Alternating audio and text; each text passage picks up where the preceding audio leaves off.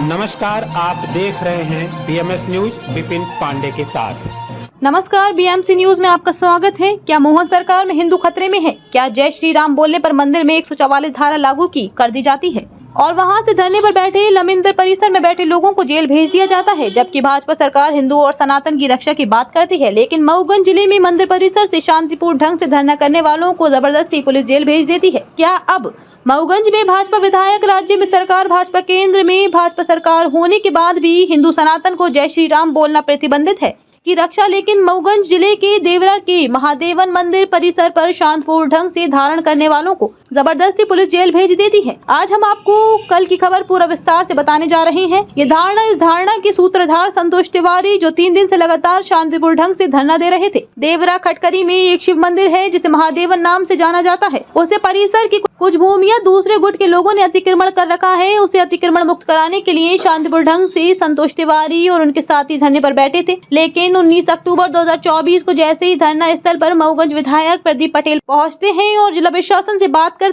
करते ही दोनों गुटों में पथराव शुरू हो गया।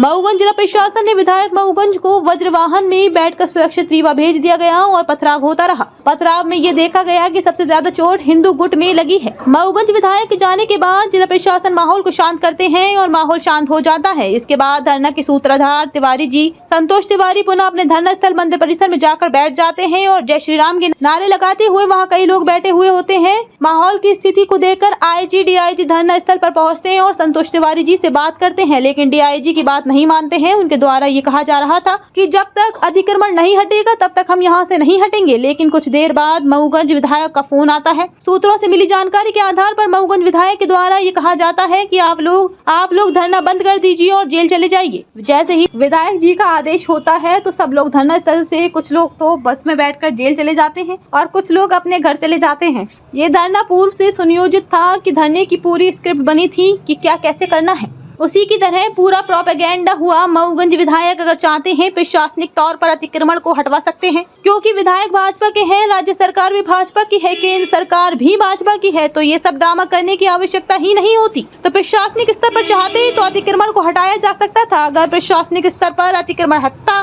तो मऊगंज विधायक चर्चा में ना होते, क्योंकि इस तरह की चर्चा में बने रहना आपको अच्छा लगता है और आम जनता का भी ध्यान भटकाए रहते हैं ताकि कोई विकास की बात ना हो। विधायक मऊगंज प्रदीप पटेल जी कुछ विकास कार्य भी करिए। मऊगंज जिले से जुड़ा हुआ देवतालाब विधानसभा क्षेत्र है, वहाँ किसी तरह से विकास कार्य कराया गया है, वह भी आपसे छुपा नहीं है। और मऊगंज की क्या स्थिति है विकास कार्य की, वह भी आप जानते हैं। इसके बाद नियोजित इस ड्रामे में कुछ मऊगंज के पत्रकार रीवा जाते हैं और जैसा कि विधायक जी तालघर में ही अपना वर्जन देते हैं, तालघर में, और जो उनके पक्ष का प्रश्न पूछता है उसी को तालघर में बुलाकर अपना वर्जन देते हैं। ऐसा हम इसलिए कह रहे हैं कि 1 साल पहले मनुहाई में पत्रकार मिथिलेश त्रिपाठी, पत्रकार सुमन मिश्रा और पत्रकार विपिन पांडे एक कार्यक्रम में गए, जहां पर उन्होंने खुले मंच से भी मीडिया को दलाल बोला था। और इसके बाद जब हम तीनों कार्यक्रम के बाद वर्जन लेने गए तो उनके द्वारा ये कहा गया कि आप किस चैनल से हो, आपका क्या नाम है, पता करेंगे। इसकी भी आप लोगों ने खबर देखी होगी कि किस तरह से उनसे सही सवाल पूछा जाए तो दलाल तक पत्रकारों को कह देते हैं। इस तरह से मऊगंज से जो कुछ पत्रकार गए हैं उन्होंने केवल उन्हीं के द्वारा दिया गया प्रश्न उनसे पूछे, जबकि पत्रकारों को ये पूछना चाहिए था कि भाजपा के विधायक आप हैं, राज्य में भाजपा की सरकार है,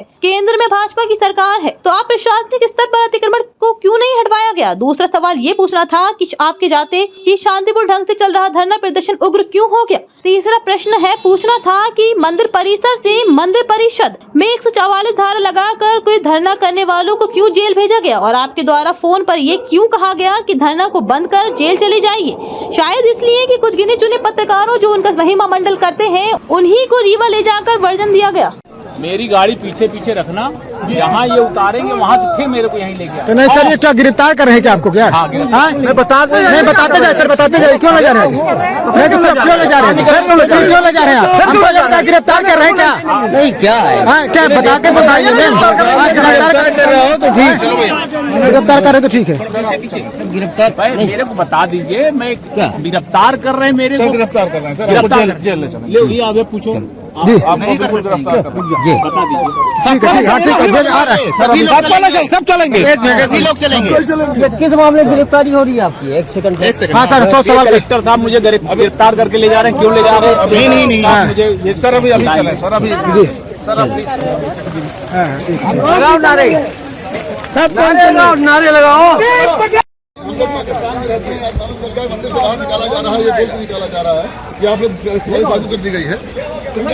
भाई बोल रहे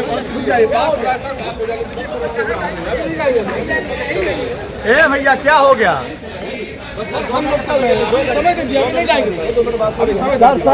एक मिनट आप बताइए, ये लोग कह रहे हैं कि भगवान का नाम ले रहे हैं,